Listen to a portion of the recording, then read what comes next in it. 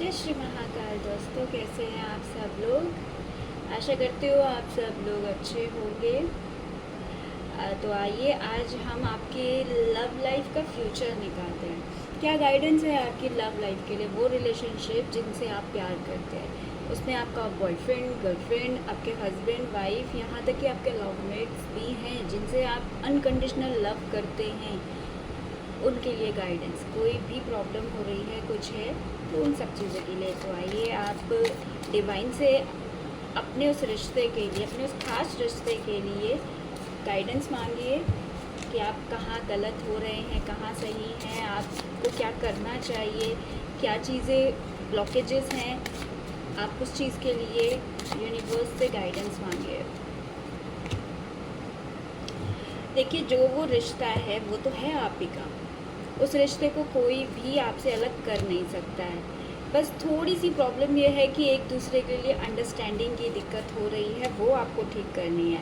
आपको उस रिश्ते की रियलिटी तक पहुंचना है कि आखिर वो रिश्ता आपके लिए इतना इम्पोर्टेंट क्यों रहा है, वो रिश्ता आपके लिए क्या है और आप उसको किस जगह पर लेकर जा रहे हैं। क्या आप उसको उस जगह पर लेकर जा रहे हैं जहाँ पर वो कुछ नहीं के रूप में आपके सामने आ रहा है, तो आप उसको इम्पोर्टेंस दीजिए। आप समझिए उस रिश्ते को कि वो रिश्ता आपसे कहना क्या चाहता है, क्या है उस रिश्ते में। और हर समय लड़ाई या देखिए अक्सर हो जाता है, जब हम कुछ चीज़ें नहीं समझ पाते हैं तो लड़ाई झगड़े भी हो जाते हैं, पर हम उसको ठीक कर सकते हैं कैसे करके कि हम जानें वो रिश्ता हमारे लिए इम्पोर्टेंट क्यों है, क्या है उस रिश्ते में ऐसा जो हम आज तक उससे जुड़े हैं, क्यों हम उस रिश्ते के लिए गाइडेंस भी देखते हैं, क्यों हम उस रिश्ते के लिए रोते भी हैं।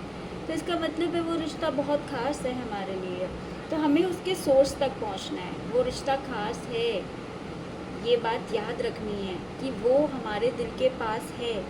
कितनी भी लड़ाई हो, कुछ भी हो, कहीं ना कहीं अगर आप उसके बाद भी उस रिश्ते से जुड़े हैं तो वो आपके लिए ये है कि अगर आप उसमें अच्छे ढंग से काम करते हैं, कुछ करते हैं, तो वो रिश्ता आप ही के लिए बना है। हम लोगों को देखिए 3 तरह की विशेज़ मिलती है।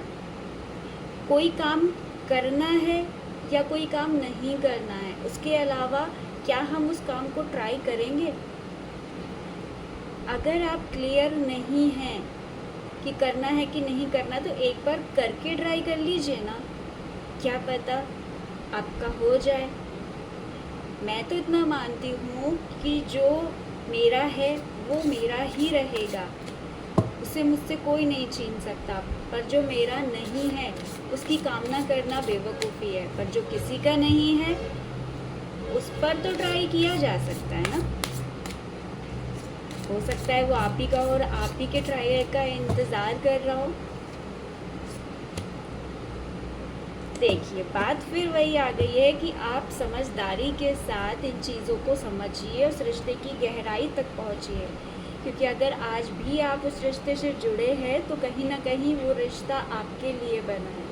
बस आपको उस रिश्ते से गहराई से जुड़ना है, आपको उसकी सच्चाई तक पहुंचना है कि वो आपके लिए क्यों है, ज़रूरी क्यों है, क्यों आज तक लड़ाई के बाद भी आपको उस रिश्ते के साथ जुड़ा हुआ है।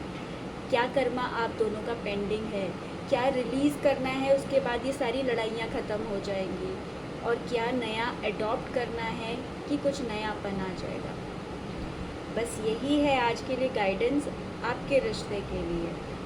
थोड़ा सा ट्राई कीजिए, थोड़ा सा सब्र कीजिए, थोड़ा सा भरोसा कीजिए, अपने आप को भी जानिए, अपनी गलतियों को भी समझिए, उस इंसान की गलतियों को भी समझिए, और ये भी जानिए कि क्या सिचुएशन आई है आप दोनों की ज़िंदगी में जो ये गलतियाँ आप दोनों ने की हैं। हो सकता है ना आपकी भी गलती ना हो और उस इंसान की भी गलती ना हो, गलती समय की हो, समय आपको कुछ सिखाना चाह रहा हो, तो अभी आपके लिए वो सीखने का समय है कि आपके सामने सारी चीज़ें हैं फिर भी आप उलझ रहे हैं। अगर इतनी परेशानियों के बाद भी कोई आपके लिए मैटर कर रहा है तो इसका मतलब वो आपके लिए ही है। बस आपको उसे समझना है और उस तक पहुंचना है।